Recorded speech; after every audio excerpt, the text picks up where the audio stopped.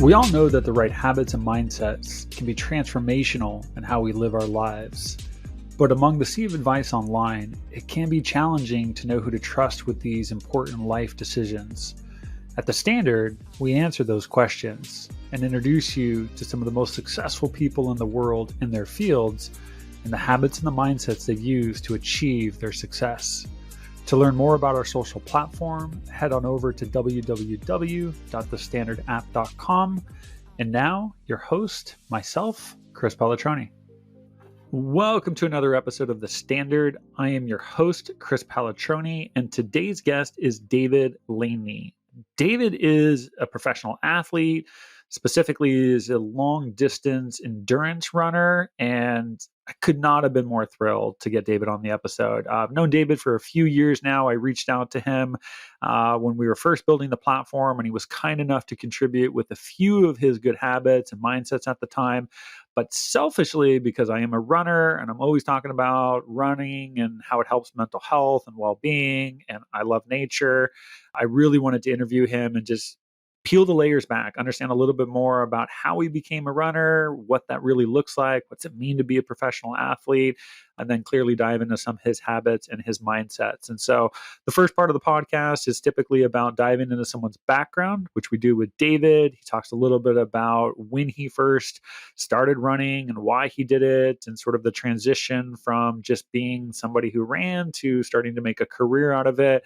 And then we talk a little bit more about the races he gets into and how he selects them and what that process really looks like as a professional long distance runner. Then from there, we dive into his best habit, which he sort of runs us through his daily routine, because there's a number of things that he's doing throughout the day to really support him, and talk about the consistency and the discipline that are pivotal in the way he lives his life, and sort of the chaos that would ensue if he wasn't so structured. So we tease out of him a lot of the tactical things that he's doing, from waking up and avoiding distractions and social media, and sort of when he exercises, when he eats, and really talking about if he didn't do these things, what would happen. And using his words, he would be eating a lot of Captain Crunch and watching Tony Hawk videos till 3 a.m.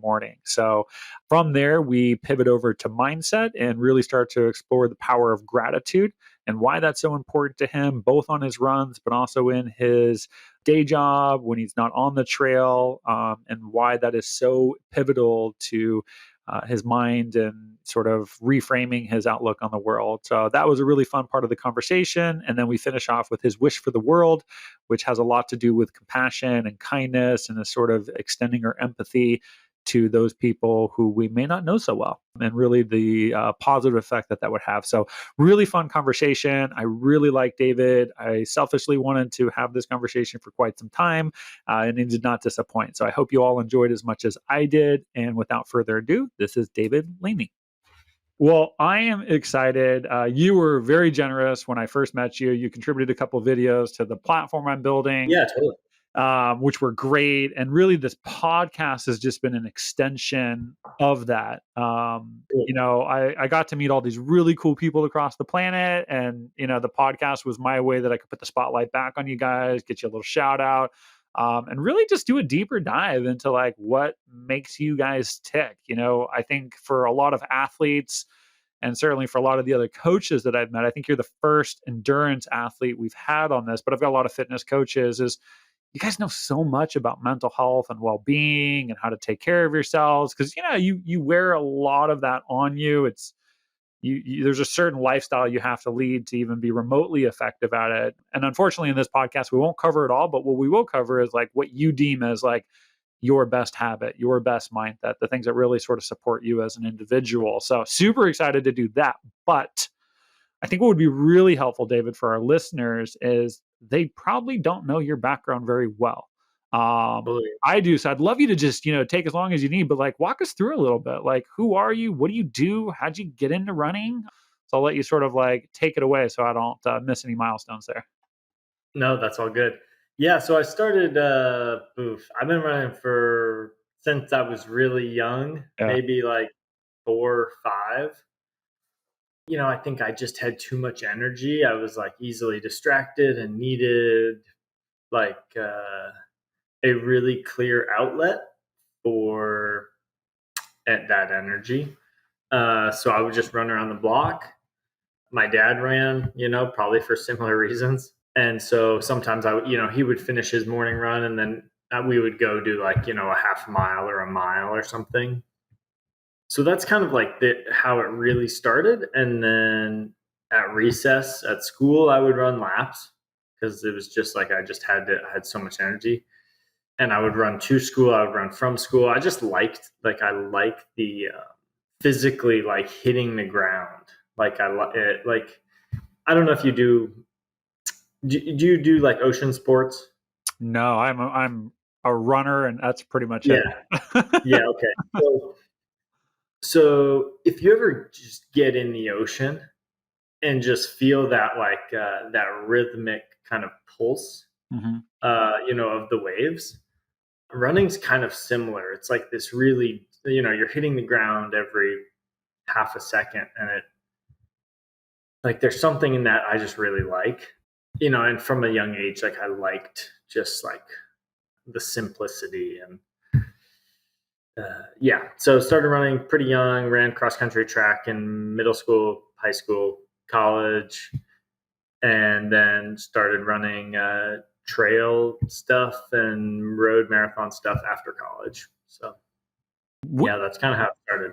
When did you think you could make a career out of it? Like, I mean, it's just like one thing to be like, "Hey, I like this," and then it's another to be like, "Well," I mean, I would imagine, correct me if I'm wrong, because I don't know a whole lot about the sport, but there might be like an aspirational thing. I wanted to be a pro basketball player. I think we all have aspirations to do some sport professionally, but then there's the harsh reality of like, man, you got to be good at it or good enough at it. So when did you aspire to be a runner, and when did you realize you were actually good enough at it to do it? Yeah, I think I never really thought about being a professional run, like getting paid to do it. I thought when I was in high school, I got to go to this high school running camp. And so it's called Steens Mountain Running Camp. It's in the middle of nowhere in the Steens Mountain Wilderness in Southeast Oregon, like 80 miles from the nearest town of like 2,000 people. And you pretty much sleep in tents and like eat, you know, rice and pancakes, and it's just like kind of sit around the campfire. It's such a cool experience. And I just remember like early in high school thinking like, how can I do this forever? Like, how can I live at running camp, because this is like such a cool thing. So that was like the first time it was like an idea, like how can I live at running camp. I never really thought about like making it a career. And then soon after that, I was like, I wonder if I could make the Olympic trials and the marathon. So that was kind of the next big goal. And that was the goal, through 2016. And so I didn't really think about it until then. And then, I guess in 2014, I got a contract to run on the trail team with Nike. And then in 2021, got a contract to run for Craft Sportswear. So it was never really the goal to be a professional runner. It was just the goal was to live like running camp. And so it's kind of a different thing I never really expected or planned, because I was like, people don't get paid to go running. Yeah. So you travel all over. I mean, I've looked at like some of the races you've done. I follow you on Instagram. I see it. Is it safe to assume like do you choose your races? Or are you sort of pre-selected to go to the races? Like how does it work being a professional runner? And am I saying that even right? Like, is like when I say like you're a professional runner, is that like the profession? Like how you would sort of Yeah, I mean, at this point, that's how I make most of my money. Okay. So you're a professional. Somehow, Yeah. yeah. So walk us through like what's the process of being an endurance athlete? Like what's that look like? Yeah, so the day to day, I would say, is pretty probably what you would expect. Wake up in the morning, have a training session for the first half of the day. I will also work for Craft Sportswear, so that's been a recent bonus. Mhm. And that's kind of the second half of the day, and then try and get one more light training session in. We have a team manager. So it's kind of I think in trail running, it's kind of a conversation, trail ultra running, between the athlete and the manager. The brand has goals Okay. of where they want the brand awareness to grow. So they have some ideas of what they want you to run, but they also know it's 100 miles and this is, or 50 miles or whatever, and it's a big commitment. So there's some, there has to be alignment between the athlete and the brand on what we're going to do this year. Thankfully, Craft is awesome, and they kind of give me free reign and give the team free reign to do what they want to do. But there's also a little bit of input. Abel, our team manager, will say, the team is going here. We'd love to have you at this event. It'd be a great opportunity. Here's the incentives, and will this work out? And it's always an open conversation. I think 90% of the time I'm like, yeah, that sounds great. And 10% of the time I'm like, oh, I'm not sure. Let's, talk it through. Maybe not do that race, or maybe do a shorter distance at that event. Luckily everyone gets along really well. So it's a pretty easy relationship. Yeah, I've got a number of questions I want to ask you in this before we start diving into your personal habit. But how many people are on the team? I believe right now there's 10. Okay, so there's 10 of you on this team. It's a collaboration, but you heavily influence which races you want to. Do you have a certain amount of races you got to do per year, or a certain amount of distance you got to cover? What's that look like?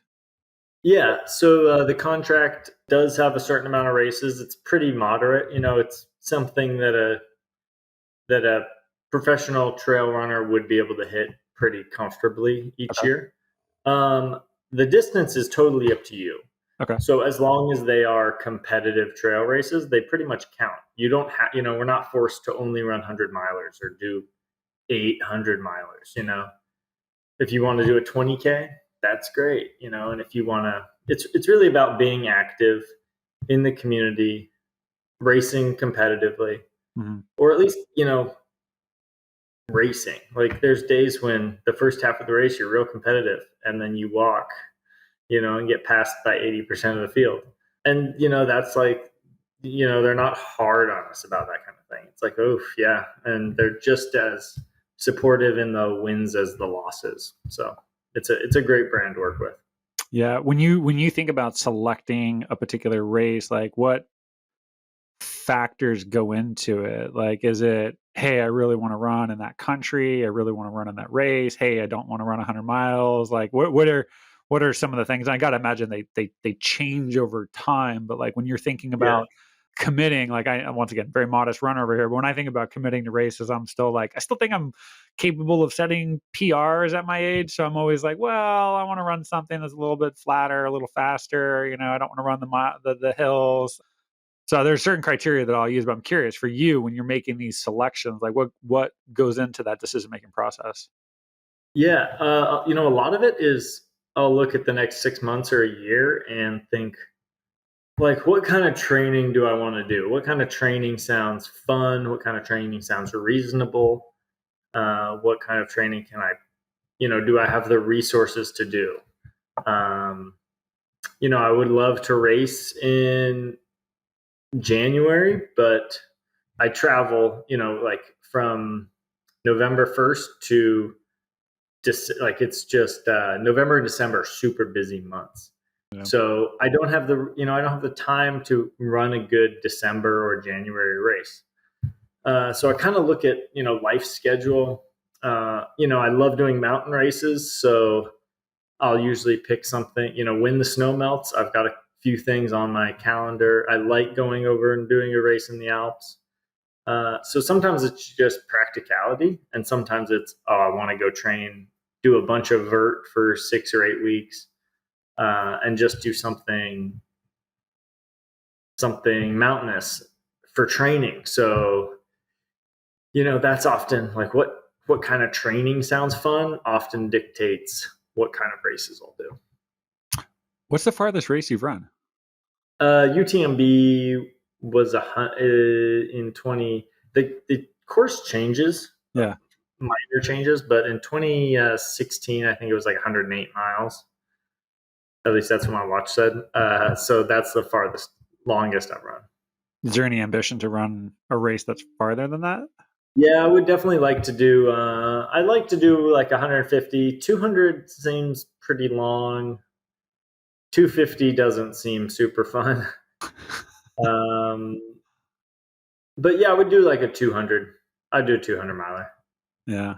At this stage in your career, when you think about race selection, and I would imagine maybe even some placement within these races, like, like I'm familiar with like the top of the pyramid, like Elliot Kipchoge, and there was another gentleman who you probably know the name of that actually broke the 2 hour marathon pace. Yeah. What was his name? Yeah, Calvin Kiptum, I believe. Yeah, I think I read the article and it was like his first year of running. You're like, what is going on here? But when you think about race selection, is placement and the ambition to come in first? Is that something that, because what I've learned in running is so individual. Like I never got to a place where I'm like, I'll be number one. I very quickly realized like there'll be an old lady that will pass me sometimes, and there'll be an overweight man, and there'll be a young child. Like you're on your own journey. But I'm curious, at the elite level, is it still you're on your own journey, or are you trying to place in the top three in these things? Yeah, I mean, of course, I want to be competitive. Of course, it's fun to have a good result. Yeah. But I would say if your only takeaway is the result, you will not enjoy trail running for very long. I would say that is one thing that the first person to the last person probably has in common is just a love of being out there and that discovery of that kind of personal journey, as you were saying. Yeah. That's really the spirit and the core of trail running rather than the competitiveness. Of course, the competitiveness and is part of that. Like how hard can I physically make myself go? And often competitors, having others out there on the course can make you find that, and it can really hone that journey for yourself. So I would say they kind of go together, but I would say that the competitiveness definitely goes below together, but below the bigger reasons for trail running. Oh, that makes a lot of sense. My buddy actually knows you. He runs Healdsburg Running Company. Yeah, totally. Ralph Peruganin. Absolutely. I was mentioning, I was like, oh, and he's like, oh, David Laney, I love that guy. He's been in the shop. He's like, we should do a podcast in my shop. And I was like, well, we'll see, Ralph. But anyways, he's a big fan. That would be fun. Well. Yeah, I just saw Ralph at a trade show in Austin, Texas last week. Yeah, so, yeah, it's great. I've known the guy my entire life. Well, maybe not the entire, but at least awesome. a good 38 years of it. He's my best friend. Cool. So anyways, I was actually a runner before him, and then he got into running, and then he's done 100 milers, and I'm like, look, did I stop marathon? I'm not into the 100 miler. One more set of questions I want to ask you before we dive into your habit is, one of the major reasons why I love running so much is just nature. Like I am such an advocate of nature. I'm a huge gardener. I've got hundreds of plants. Like I would spend all day outside every day if I could. I think the world is so magical. Plants are great animals, and there's just a certain solitude you get when you can, and probably even more for you, you can just duck into very remote parts of the planet where there's just nobody. Like you go on runs and for me, I can run, 13, 20 miles. I might not see somebody on some of these runs. And I find that very therapeutic. And I'm curious for you, like what role does being in nature and just immersing yourself, like how does that play into your enjoyment of running? Yeah. Yeah, I would say it is like a huge, huge part of what I enjoy. When I'm training, I try and train somewhat intentionally, but a lot of times I really do just show up at the trailhead as early as possible. It's easier in the summer for me because the North Cascades is really where I try and spend as much time as I possibly can. And so I try and get there, on those perfect days really early so I can have the trail, at least for half of the run, have some solitude. Usually the animals haven't gotten scared away yet. So there's bears and deer and elk and all kinds of, just like natural beauty. Watching the sunrise is just like, yeah, it's like just being in nature and moving quietly and having that solitude is definitely yeah, it's hard to not do that every day. Is there one particular experience that really stands out to you? Being an animal you saw or a situation that unfolded? I remember for me, just because I live in, Santa Rosa, a little south of Healdsburg, and I remember on a Yeah. run, I saw a little family of badgers. Now I'm not in like a wilderness, so there's like no bears or elk that I'm going to witness, but like I never seen badgers, and I had to stop, and there was a little family, and they were doing their thing, and I was like, that is so cool. And I run into like little cool stuff all the time. But for you, is there any one experience that really stands out that you're just like has sort of ingrained in your memory? Yeah, that's a good question.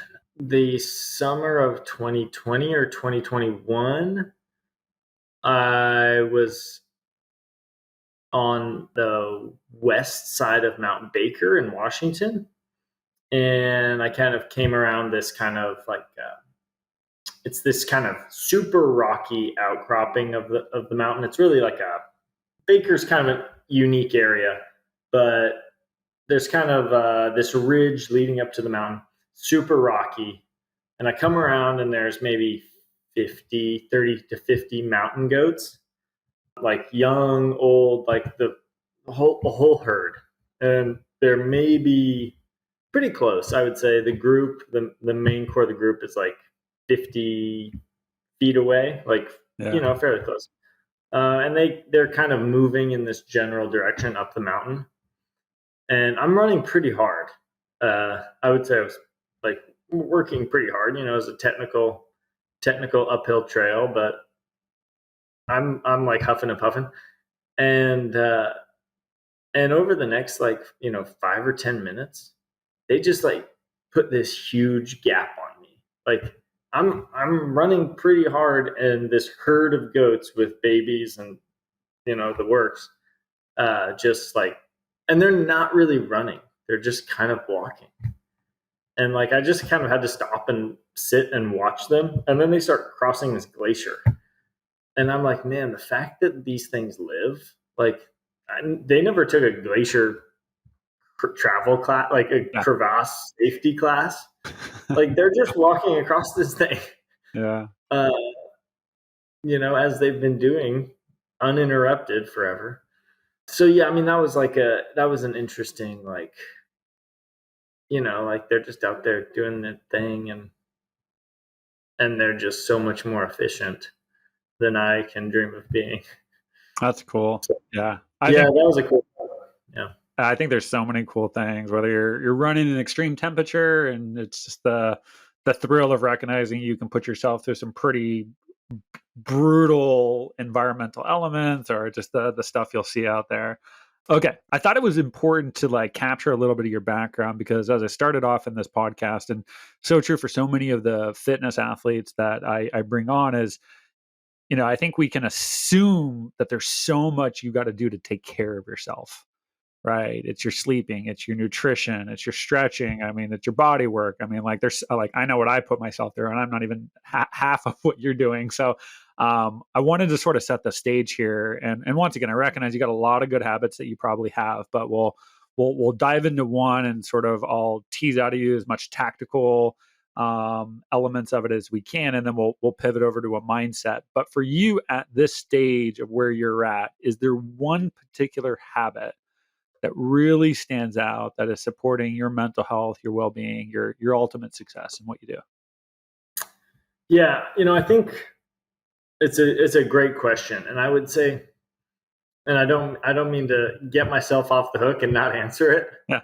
Um, I don't know if I have like one habit. I don't know if I have like one thing that I do on a daily basis that I'm like, this holds things together. But I would say I maybe have kind of 10 habits. And I think what holds it together is just being consistent in those habits. It's super easy to say, oh, I'm gonna, start my day with, stretching or meditation or prayer or reading or whatever, and to do it 4 or 5 days a week. And then I'm going to run and I'll stretch or do whatever and kind of be, kind of lax about the things you're doing. I think the habit I've tried to, or I would say I do, is just be consistent in the things that you've decided to do. So if I'm going to run, I'm going to run every day. That is planned. And that's the habit. I'm going to start my day with 20 minutes of, prayer or meditation, and that's the habit. And I'm going to eat dinner at, I'm going to start making dinner at 5 o'clock every night so that I know by 6 o'clock I have eaten something that's healthy, and that's the habit. So obviously, when you're traveling or have a work trip, things go out the window. But I think being as consistent and kind of strict with yourself as possible for the things you've decided. So make sure those things are right, that they make sense and are actually good for you. And then once you've decided, thought through, okay, this is a good thing, I should be doing this, I would say be pretty strict with just doing it every single day. Plenty of days I don't want to go running, but it doesn't really matter. I don't think, oh, I don't really want to go, maybe I won't. It's not a conversation. Or when the alarm clock goes off, sometimes I'd say, oh, I'd like to pick up my phone and look at something, but it's no, that's not what this is. 15 minutes of, sitting. There's plenty of times I'm oh, I'm not really hungry at 5 o'clock. It's well, it doesn't really matter. This is dinner time. It's time to make dinner, because if you don't make it now, it'll be 8 o'clock and then you'll eat a frozen pizza. And, frozen pizza is great, but, it's just not that's not the plan. The plan is to eat dinner at 5 o'clock, something you made so, yeah, I think the habit is just being consistent with all of your habits, and having that routine. Yeah, if that makes sense. I actually like this. So let me work with you on this. So you mentioned there's 10 of these things you do. You've mentioned a couple, right? It sounds like there's something you do early in the morning. There's the consistent with the scheduling aspect of this. There's the consistency with the workout component. There's the dinner. Let's just sort of rattle off. What are those things that you are consistently doing day in, day out, week after week? What are they? Yeah. So wake up first thing in the morning. I will make coffee first.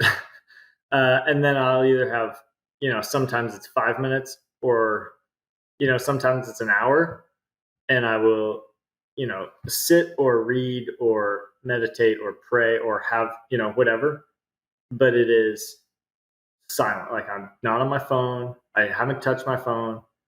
This is a time to, this is, the moment when life should be silent. It's not and that's not so easy to, immediately I'm I have emails to do. I have to work out, all of us wake up with 100 things we have to do. The house has to get cleaned. I have to buy groceries. I have to pay bills. The modern person is weighed down with a lot of stuff they have to do every day. I have found, and I mean, I wake up, I feel that every single morning. But if you give yourself 5 minutes or as long as you can to align yourself with your true values, I don't really value most of the things I do on a daily basis. I don't value buying groceries. I just got to do it. I don't value responding to emails, but I do value responding to emails in an effective, efficient way. So, in that quiet morning time, it's a time for kind of aligning with the values that you hope to or the person that you want to be during the day. And then, immediately go work out. That's the next thing. Like, don't go do emails. Like, don't start cleaning the house. Like, the next thing is to go work out immediately and work out as soon as possible, because as soon as you start getting bogged down in the day, that workout starts getting, for me at least, starts getting worse. I start getting more stressed. I feel like I have less time for it. My mind's not as clear and relaxed. I start worrying about emails and all these things. So that's the next thing. Immediately go do it. Come home, eat breakfast, and then it's like, Pandora's out of the box. So then it's like emails, like phone, you've got 6 missed calls, bunch of emails, then you have work, and that's kind of like triage, like how, get it done. And that's kind of the work time. I think the biggest habit with that is to just pick the hardest task and just start doing it. And so you just pick the hardest tasks and then, work that down through the day. It's super easy to start with the easy emails, but I try and find that, the thing I'm dreading the most and do that immediately. Because it's easy to, put that off. And then pretty soon, you've got 6 hard tasks when you could have, so yeah, attack the hard task, and, other tasks will get ironed out. And so, yeah, I'd say that's kind of the core of the day. I think the other habit and this is something I would say I'm not good at, but I am working to be good at, is keep the ringer on the phone, but keep it in a drawer. Most of my work is on the computer. I really don't need my phone out. If I get a phone call, I answer it. But most of my meetings are scheduled. Most of the communication I have is through Teams chat or through email. So like, I don't need to be on my phone and have it out bugging me with notifications and all that stuff. So that's one I'm not good at. It's a habit I'm not good at being consistent with, but it's always a process. And then, yeah, as the day wraps up, it's like, figure out something to eat and make it at 5, start making food at 5:00. And that's not always the easiest, but so I think that's kind of there's obviously variation in that, but that's kind of the routine. Usually I'll try and fit an ice bath in there, which is important. Lately, with so much travel, it just hasn't happened, unfortunately. You can do a cold shower, but I'm not into the cold shower. I do the ice bath or nothing, which is very pretentious of me. It's so funny. My trainer's been pushing me to do more of that, and she's like, well, and I'm like, I always try to tell her, I'm like, dude, your ice bath is inconveniently located at your place, not at my place. And I'm not like, I don't know, there's a psychological barrier I have with the shower where I'm just like, I'm not trying to be cold in my shower. But, and maybe how you feel, I was like, if I had an ice bath in my house, like, I would be much more committed to just jumping into that. Like, it feels like a different environment where that is what I'm going there to do. Jump in, spend the 2 to 5 minutes, get out, my shower. I don't know. Maybe I need to reframe it. I'm less inclined to just turn that sucker to freezing water. So. Yeah, and it's not as good. I'm not trying to make excuses for myself or for you. Yeah. But in the ice bath, it's like this very focused. You have a different mentality, and you can try and take that to the shower. But the fact is, it's not the same. You don't get the same. It's not the same feeling. You're not up to your neck in ice. It's like you're just kind of getting. It's like a mosquito. Like, it's like kind of annoying, and you're like, the ice bath, it's like an experience, and you're getting into it, and it's totally different. Again, I realize, I've listened to all the research on it, and I realize the actual benefits are similar, but I still think the ice bath is Totally. Oh, I want to focus. I want to focus on this aspect of it because you mentioned it when you first said, "Hey, I don't really have one habit, but yeah, maybe the habit that I have is this consistency." When you were first talking about it, you said, and I won't get your exact words right, but it was essentially what I took away from it was like, be intentional about what you're trying to be consistent with. Yeah. And I'd love you to speak to that a little bit. Like, you have a very dialed in routine.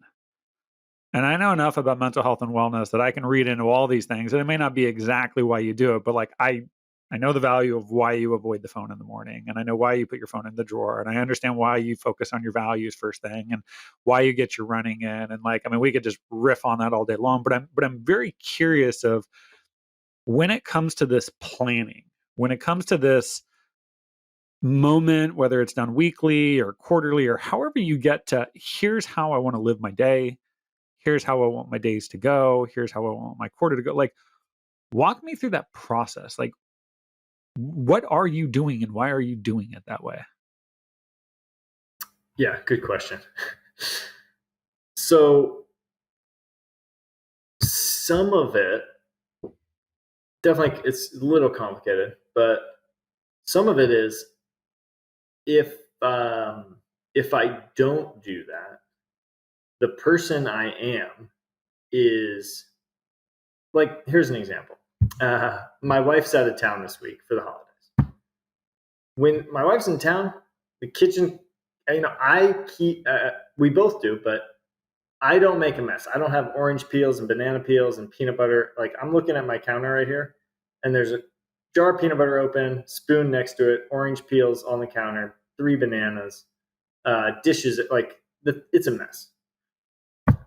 And I think that that's a metaphor for my life. Like if I do not stick to my routine, I'm up at 3 a.m. watching Tony Hawk videos from 2006, like and eating Captain Crunch with ice cream. Like this is like I'm not saying like oh I would be a little different. It's like no, everything dissolves into chaos if I don't do these things. Like it quickly becomes chaos uh, if I don't stick to the routine. If I pick up my phone first thing in the morning, I'll spend 3 hours staring at it, and then it's like whoa, I just fried my brain for the day and I'm not really sure what I have done or did. And now I have to it's like waking up for breakfast and eating a cake. Like no one would ever do that because what are you going to eat for the rest? You're not going to go eat a salad next. You're not going to eat like, oh, I ate half a cake and now a kale Caesar salad sounds great. And I'm the guy who would wake up and eat a half a cake. Like that's my nature. My nature defaults to chaos. And if I so yeah, I have to be super strict because I don't want to be that I don't want to live in that chaos. It's not fun. Yeah.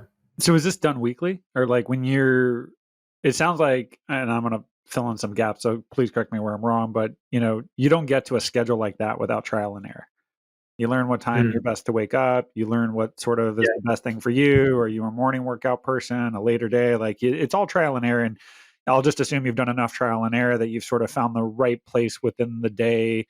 There's a lot of research on like your chronotype and finding out like when your optimal hormonal rhythm is and sort of plugging in the intellectual work versus that. I'm really big on that type of stuff so that you have an easier time doing the task at hand. But you've done this trial and error.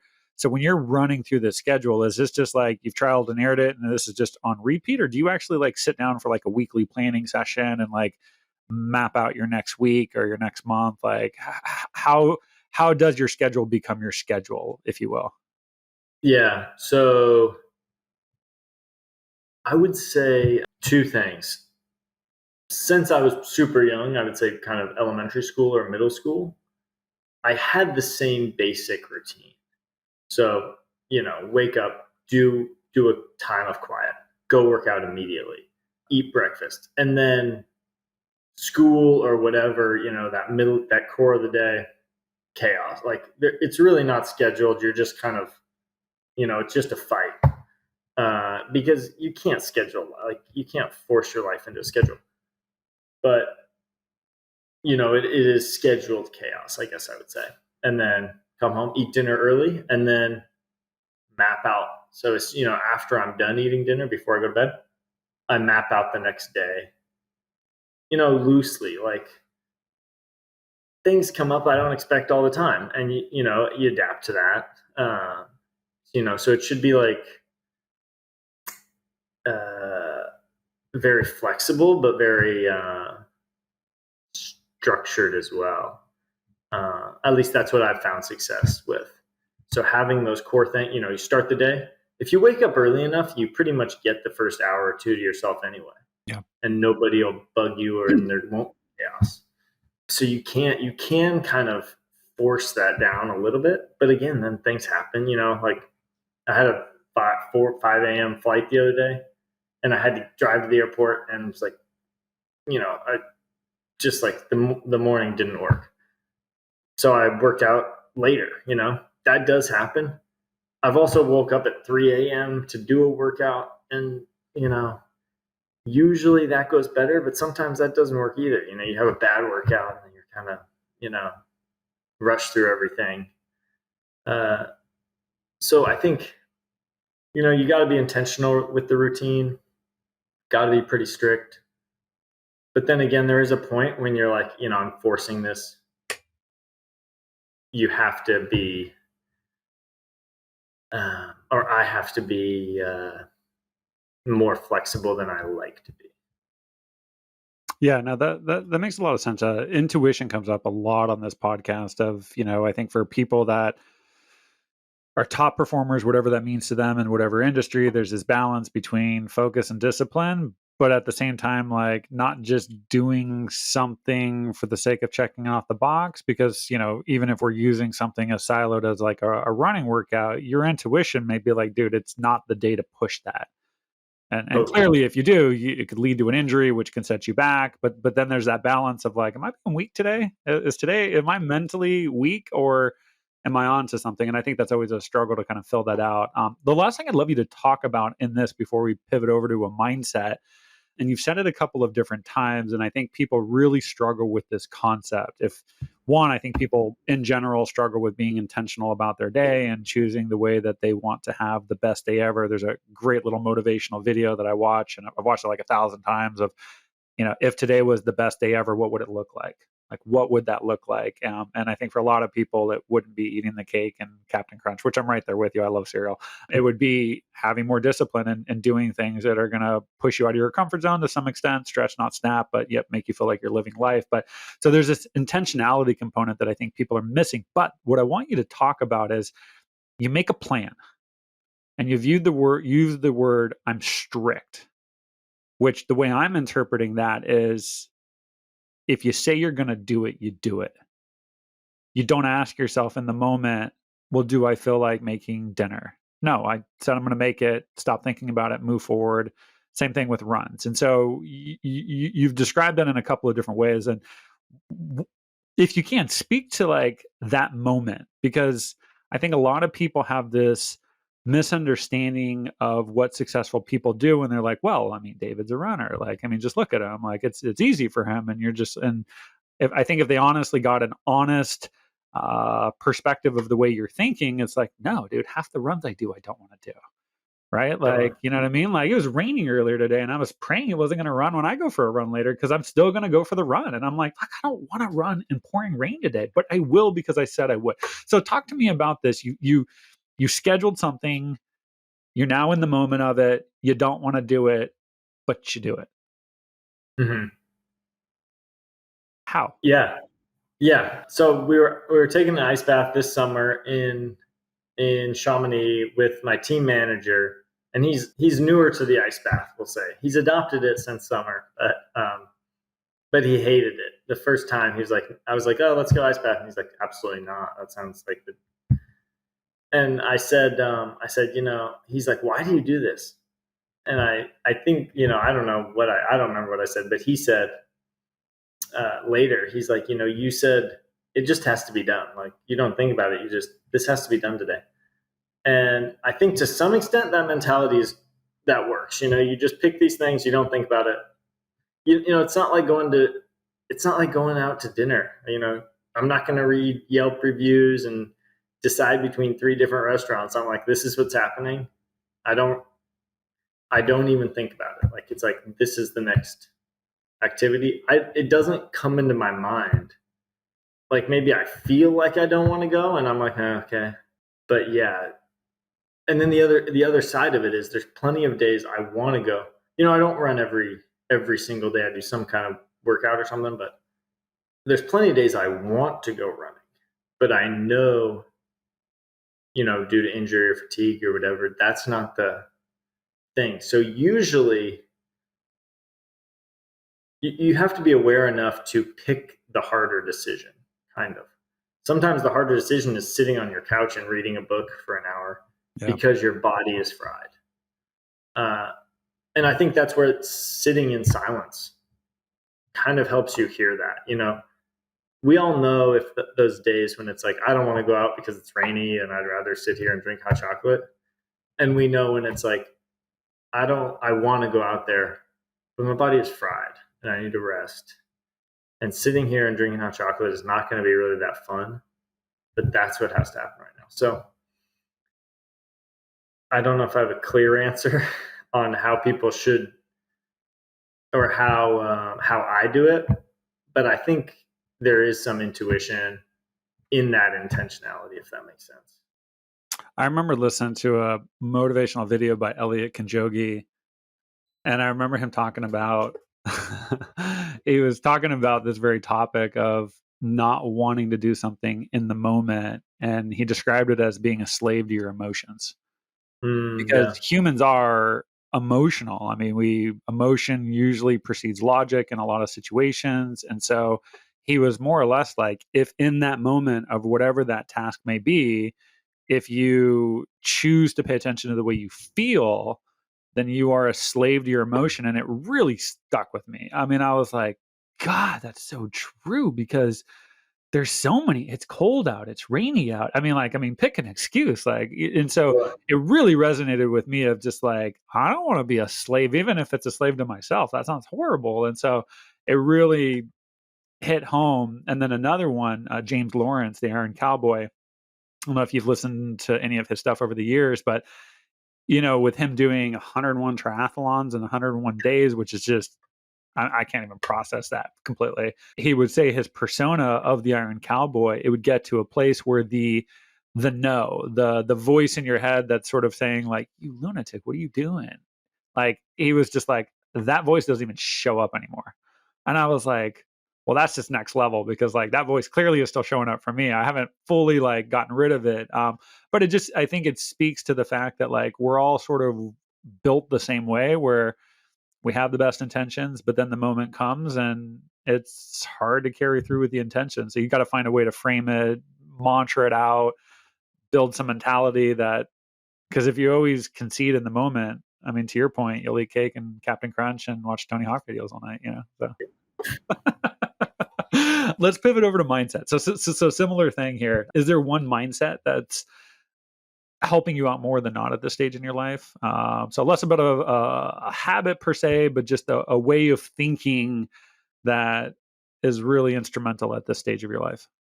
I would say the biggest thing mindset I have tried to cultivate over the past, somewhat has been cultivated naturally. Like, I kind of fell into this, but also have worked to cultivate it. Is just gratitude, or like thankfulness. Yeah, I think, to some extent, like, I just started kind of naturally feeling just the overwhelming thankfulness and gratitude, mostly while running, in the North Cascades. Like, I'll just be overwhelmed with gratitude for that, like that place exists, and that, I get to move through it and experience it and see it and smell it and, get tired there. And, it's super easy to do that when you're in the Alps or Cascades, in the mountains.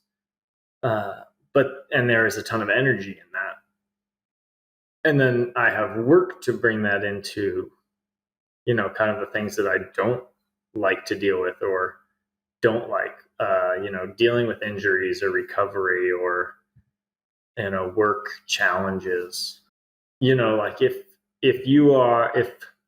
for me, if something is, I'm annoyed or frustrated, like there's so much to be thankful for. And if I bring it back to that, like I am super annoyed with this work challenge. It is frustrating me. Whatever. And then it's like, okay, well, man, at least I have a job. Okay. I'm thankful that I get to be frustrated. Like this is a challenge and I'm thankful I get to experience it. I wish it would go away and I'll be thankful when it's gone. But, I think so,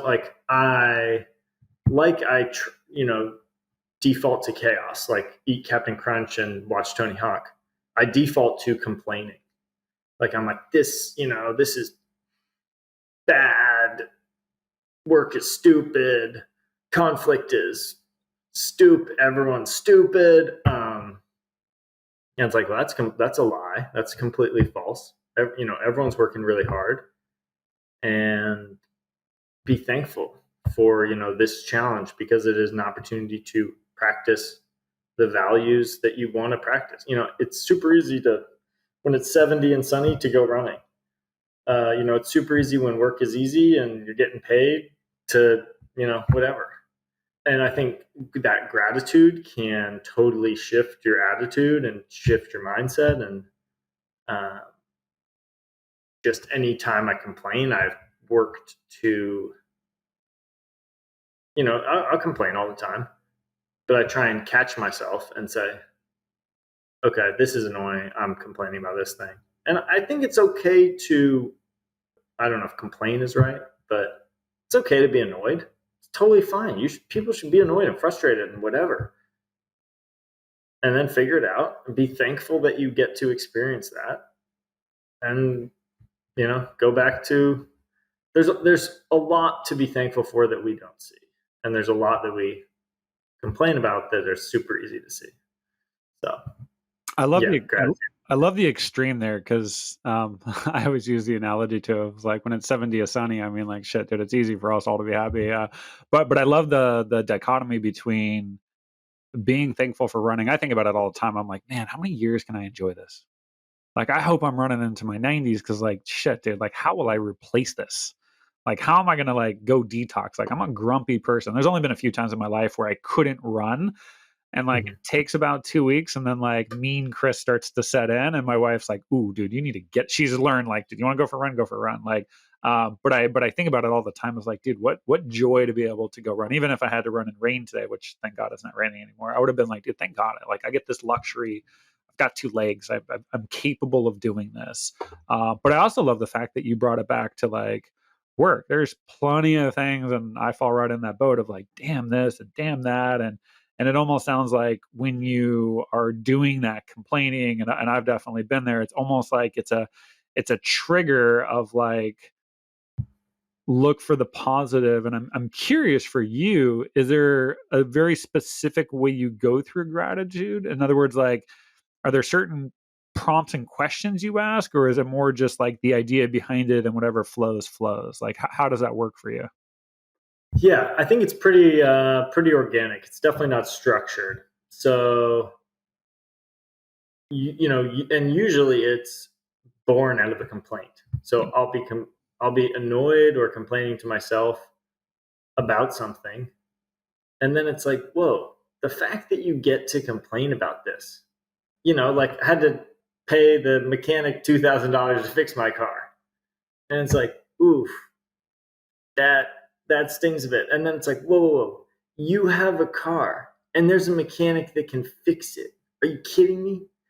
And you had the money to fix it too. Yeah, it all worked out. Like, Yeah. yeah, it burns, but I think the first time I really acknowledged it was in college. We're living like six dudes in a 2-bedroom house, three mattresses on the floor, you know, total what I would look at now and be like, ooh, that's pretty rough. I think rent was like $140. Um, we had a 10-pound bag of rice and a 10-pound bag of beans. And that was like the Oh, staple of, I think, it's college, whatever. People are moaning and groaning. We're having a great time. But I remember, we're like, wow, none of us have any money. Like $150 felt like a lot for rent. And this was not that long ago. Now that's like mind-blowingly cheap. And I remember, we're kind of like, man, like, and then like, oh, we got no money to do anything. And then it was like, whoa, whoa, whoa. We are 20-year-old dudes that are healthy and getting an education. Like, sure, our bank accounts are in the single digits. And we, I'm working changing bed linens, like that's my summer job, changing hotel beds. And then it's like, we are possibly the wealthiest people on the planet. Like we're 20-year-old dudes who have jobs, who have a place to live, who have food, like, and are getting an educate. Like we are so lucky, and we are literally so wealthy. Like even though our bank accounts are zero, the fact that we are measuring wealth, without getting too into it, like that's a way that most of us measure what we should be thankful, or wealth or whatever. And it's like, whoa, we're healthy and we get to go running every day in Ashland, Oregon, which is a pretty cool town to live in. Even if we have 6 dudes in a 2-bedroom, 1 bathroom, and so that was like a perspective change for me. Like I have so much to be thankful for. I get to move I wake up and I move every day. And I get to go change bed linens. It's like it's a pretty sweet job actually. Think about it. Like I'm not only doing the dirty ones. I get to put clean ones on too.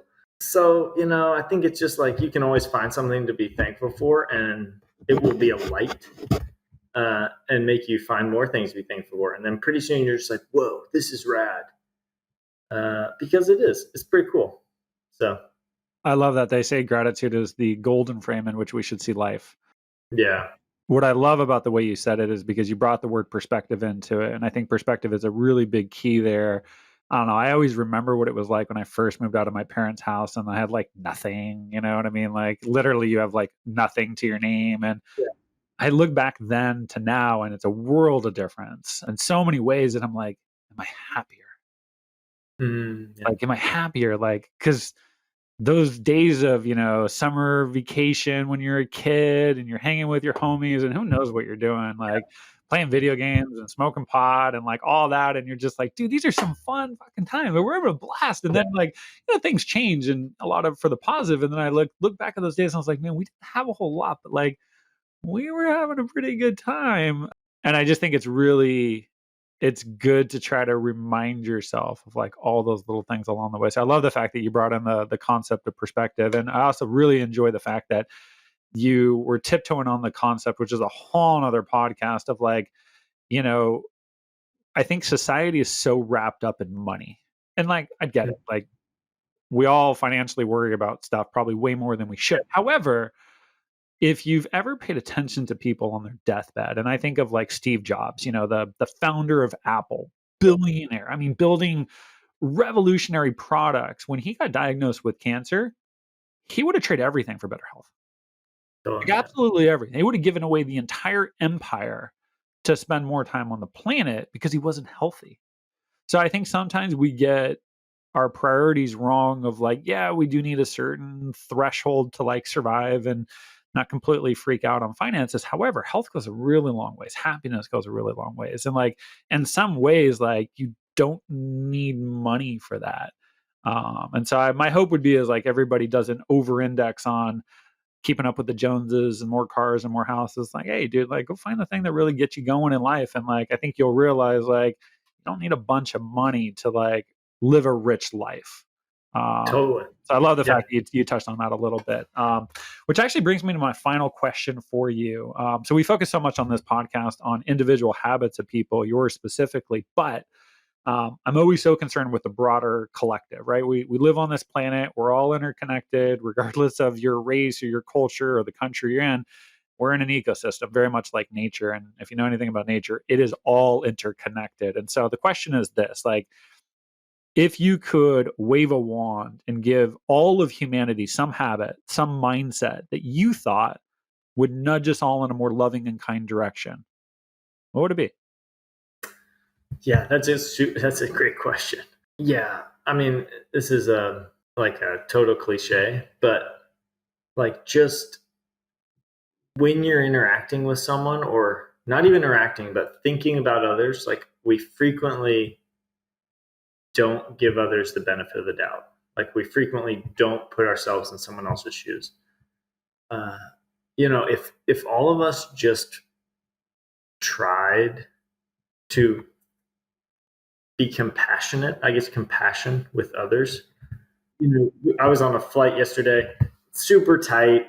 Everybody's getting their bags, and like, everyone's getting on, everyone's being totally polite, but like, I'm kind of getting like, it's whatever. It's a tight squeeze. And then I see the lady next to me's phone light up, and it's like, her son. It's like a picture of this little, 4-year-old kid.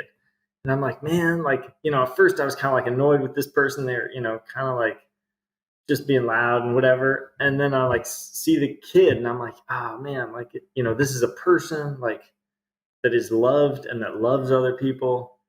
And like, and then she happened to be reading the exact same book I was reading, had a great, but it's like so often we default to like, I'm a little annoyed by this person, I'm going to ignore them, or I'm not going to see them, or I'm going to,